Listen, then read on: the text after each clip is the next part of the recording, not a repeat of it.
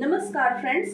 Lumpy skin disease पशुओं में महामारी का रूप ले चुकी है। 70 से 75 हजार तक मवेशी हम खो चुके हैं सिर्फ इस कैप्रीपॉक्स वायरस की वजह से।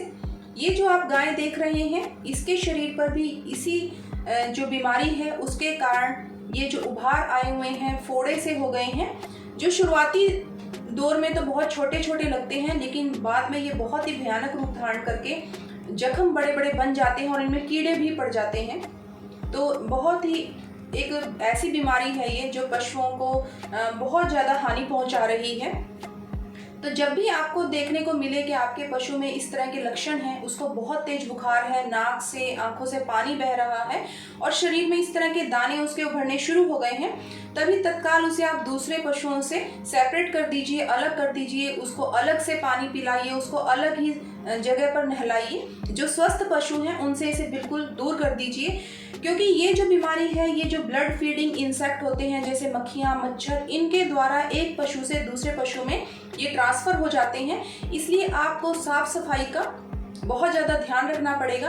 अपने पशु के आसपास आप नीम की पत्तियों का धुआं कीजिए, जिसमें आप गुग्गल और भांग के पत्ते भी मिक्स कर सकते हैं, ताकि वहाँ पर मक्खियाँ, मच्छर वगैरह ना आए और इस एक जो इससे प्रभावित है पशु, उसके कीटाणु ये दूसरे स्वस्थ पशुओं में ना ले जा सकें। सबसे पहले हम इसके जो उपाय हैं उनमें बात करते हैं बुखार की।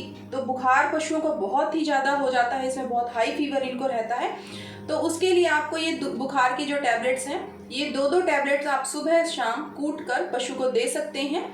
तो ये आप इस बात पर निर्भर करता है कि आपके पशु की स्थिति कैसी है, तो आप उसके हिसाब से मात्रा को बढ़ा या घटा सकते हैं।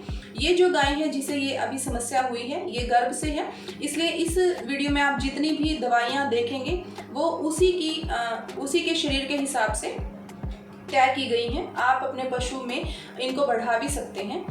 दूसरा है उपाय कि आप गिलोय, नीम, तुलसी और अजवाइन के जो मिक्सचर है, ये जो गिलोय की पत्तियां हैं, नीम है, इन सब का काढ़ा बना लीजिए। इनको पकाइए अच्छी तरह, क्योंकि गिलोय को तो आयुर्वेद में अमृता का रूप माना गया है, अमृत माना गया है। और नीम आप जानते हैं, सदियों से हमारे पूर्वज नीम को त्वचा रोगों के लिए और इस तरह की बीमारियों के लिए किस तरह से इसे इतना अधिक इस्तेमाल करते आए हैं। तो ये बहुत ही कारगर उपाय है। इसका काढ़ा आप अपने पशु को दिन में 2 बार दे सकते हैं।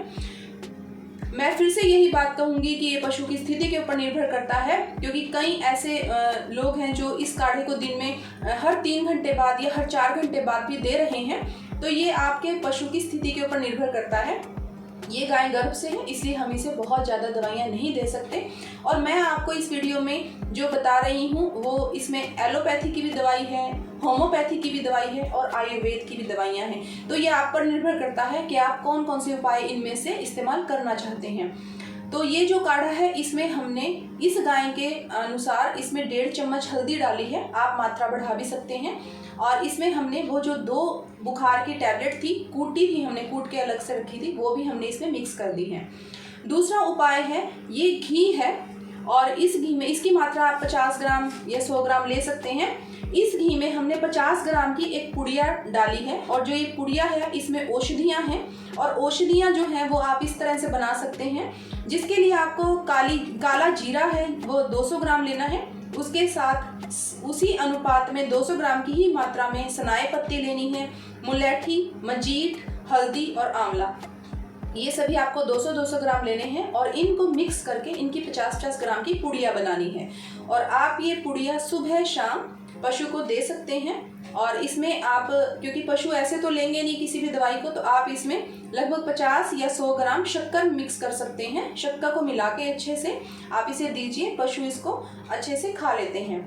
तो उसके पास, पशु के पास आप जब भी ये इस तरह की दवाइयाँ उनको दे रहे हैं, ये सभी इनका प्रभाव अंदरूनी रूप से होगा शरीर में, जिससे कि उसकी जो सांस लेने की समस्या है, क्योंकि इसमें लंपी स्किन डिजीज में सांस लेने में बहुत समस्या आ जाती है पशुओं को, और भूख नहीं लगती, जिसके कारण वो घास भी नहीं खाना पसंद करते, तो ये उसके लिए कारगर है। लेकिन आपको पशु के चारों तरफ नीम की पत्तियों का धुआं और जो उसके शरीर पर मक्खियों का स्प्रे, ये सब जरूर करना है। उसकी साफ सफाई जरूर करनी है।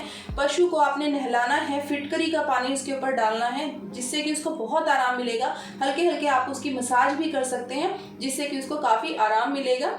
तो इस प्रकार से आप ये जो मैंने आपको काढ़ा बताया था, उसका एक नाल आप सुबह शाम दे सकते हैं।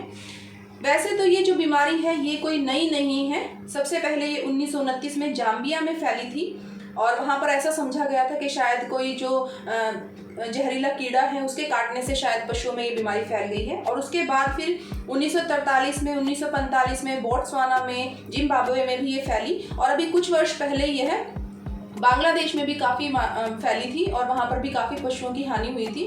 लेकिन कितनी हैरानी की बात है कि आज तक दुनिया में इतने पशु हम खो चुके हैं इस बीमारी से, लेकिन आज तक इसकी कोई दवाई की तरफ किसी ने ध्यान नहीं दिया। और ये जो आप देख रहे हैं यहाँ पर, इसको पशु को धुआं दिया जा रहा है अजवाइन का और हल्दी का, ताकि इसको सांस लेने में जो तकलीफ हो रही है उसमें इसे आराम मिले। तो आप इस तरह से अंगारी के ऊपर अजवाइन और हल्दी डालकर उसका धुआं पशु को दे सकते हैं। ऐसा सुनने में आया है कि हरियाणा के जो हिसार में नेशनल एक्वाइन रिसर्च सेंटर है और जो बरेली के इज्जत नगर में इंडियन वेटरनरी रिसर्च इंस्टीट्यूट है, इन दोनों के कोलैबोरेशन से एक वैक्सीन तैयार की गई है, जिसे लंपी प्रोवैक का नाम दिया गया है और ये तैयार हो गई है। लेकिन शायद हर पशु तक पहुंचने में से थोड़ा समय लगेगा। तो इसके लिए आप अपनी तरफ से जो भी आप कर सकते हैं पशुओं के लिए वो जरूर करिए। और अब ये जो दवाई दी जा रही है सामने, ये दी जा रही है होम्योपैथिक की। होम्योपैथी में अशोका कंपनी के नाम से, अशोका की होम्योपैथिक में है दवाई जिसका नाम है लंपी स्किन डिजीज। इसका दवाई का नाम ही यही है।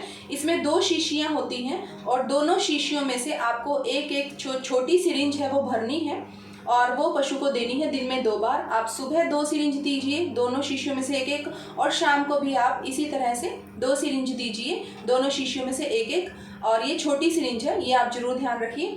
ये होम्योपैथी की काफ़ी कारगर दवाई है और ऐसा माना जाता है। कुछ लोग तो इतना इस पर विश्वास करते हैं कि बस आप इसे ही दीजिए, बाकी कुछ मत दीजिए। तो ये आपके ऊपर निर्भर करता है कि आप और कौन कौन से उपाय करना चाहते हैं।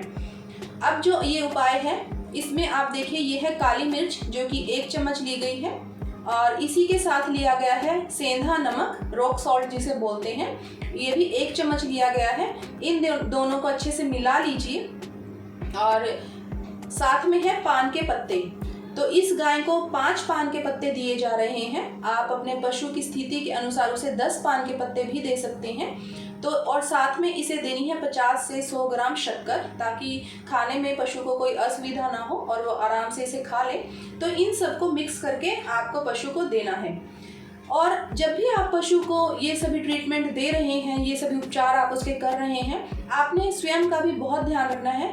जब भी आप उसके पास जाते हैं, देखिए पशु के नाक से बहुत पानी निकल रहा है, मुंह से बहुत पानी निकल रहा है, और वो होता ऐसा है कि जब भी आप उसको ट्रीटमेंट देते हैं वो आपके ऊपर भी लगता है। तो आप अपना जरूर ध्यान रखिए। आप स्वयं भी नहा धोकर एकदम साफ सुथरे हो जाइए। हाइजीन का जरूर ध्यान रखिए।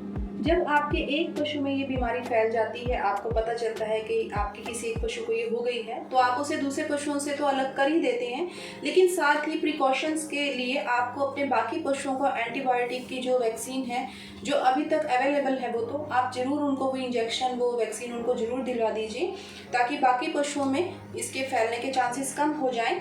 और जो इसको और दवाई देनी है वो है, एक और उपाय है, एक टैबलेट है जो कि FM50 अल्ट्रा के नाम से है और ये भी इन्फेक्शन की है। जैसे कि हम बच्चों को, छोटे बच्चों को सिट्राजिन वगैरह देते हैं, इसमें उसी तरह के सॉल्ट हैं। तो आप ये दवाई इसको दे सकते हैं। सुबह शाम आपको 1-1 गोली इसकी देनी है।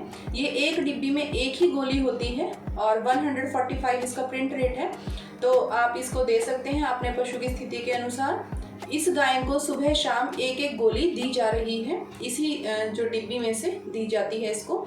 और ये काफ़ी हेल्पफुल है। जो सांस लेने में पशु को तकलीफ़ होती है तो उसके लिए काफ़ी हेल्पफुल है।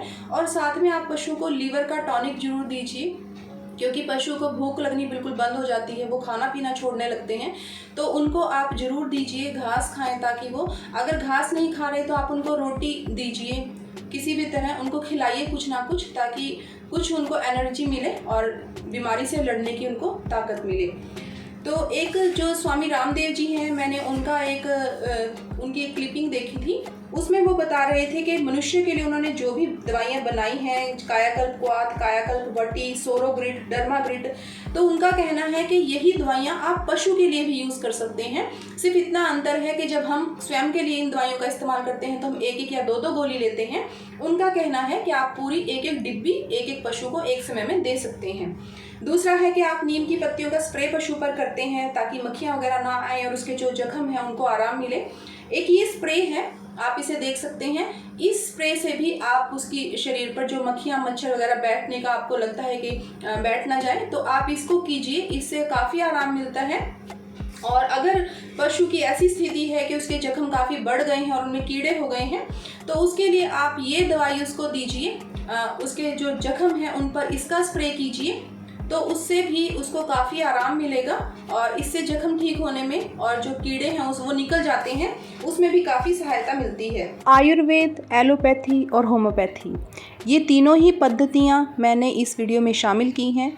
आप जौन सी भी पद्धति को अपने पशु के लिए इस्तेमाल करना चाहते हैं, आप वही उपचार विधि, वही उपाय इस्तेमाल कर सकते हैं। और मैं आशा करती हूँ कि सभी के पशु एकदम स्वस्थ हो जाएंगे, जल्दी ही ये महामारी दूर हो जाएगी। और अगर आपको ये जानकारी अच्छी लगी है तो प्लीज़ वीडियो को लाइक कीजिए, अपने फ्रेंड्स के साथ शेयर कीजिए और चैनल को सब्सक्राइब ज़रूर कर लीजिए। Thank you so much.